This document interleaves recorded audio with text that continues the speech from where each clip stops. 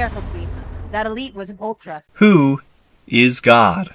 In 1820, Joseph Smith saw a being in the sacred grove who introduced Jesus Christ as his son. Brigham Young taught that this being was Michael the Archangel, the creator of earth and our Father in heaven. This being told Joseph Smith that plain and precious truths had been removed from the biblical accounts due to the weakness of men and the cunning of the evil one. Brigham Young said that this lost plain and precious truth is that our common ancestor Adam is our heavenly Father. The being in the grove also told Joseph that all of Christianity had gone astray, for their hearts were far from him. Brigham Young taught that the fall of Adam was not the selfish act of a created creature, but a deliberate act by our heavenly parents, Adam and Eve. This selfless act enabled us to receive bodies after their image. Joseph Smith regretted that our ancestors were not ready to accept everything he wanted to teach them. Brigham Young regretted that he had taught our ancestors things they were not yet ready to accept. Joseph Smith was not called as a prophet to teach about Jesus Christ.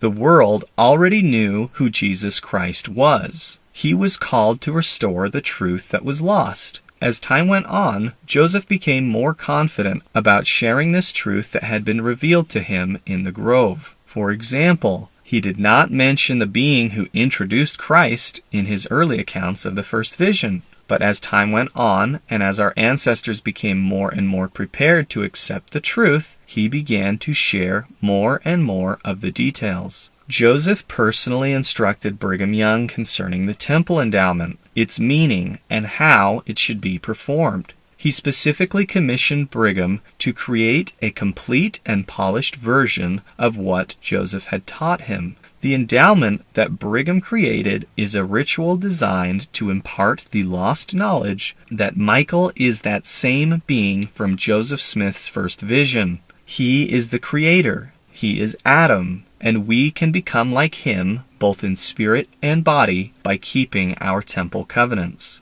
If Adam God teachings are false, then the modern endowment cannot be inspired, because it is simply an abridged and reinterpreted version of Brigham Young's original endowment. A stick cannot leap from a bad tree and claim that it is good.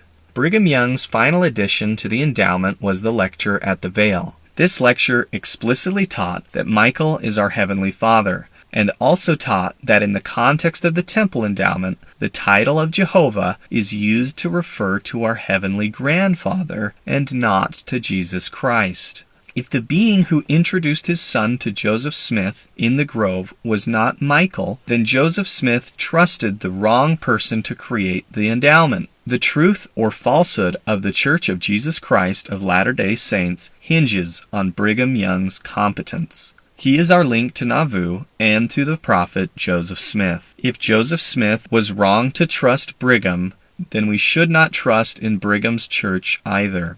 Over 100 years of changes later, despite great efforts to change the endowment's meaning, Michael is still the creator of earth. Brigham Young's teachings simply cannot be separated from the endowment. They have withstood the test of time. If we are to be truly free of them, it has become clear that we must reject the endowment in its entirety. All of the doctrinal concerns of modern members of the Brighamite branch of the Church of Jesus Christ come from its founding prophet Brigham Young. The dreaded doctrines of polygamy, lineal curses, and patriarchy all stem from Brigham's understanding that Michael is our Father in heaven. Luckily, there is a simple solution to all of these doctrinal issues. It is simply to accept the teachings of Brigham Young as the truth. It is far easier to accept that Brigham Young did not lie to us about Joseph Smith than to accept that our foundations are rotten and somehow our religion is still true. In fact, it is so easy, you won't even need to join a new church.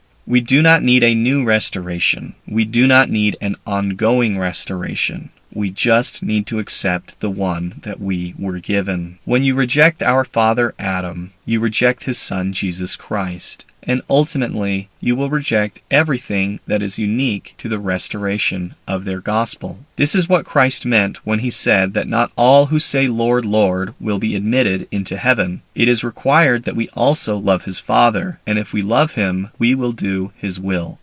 This is the restoration.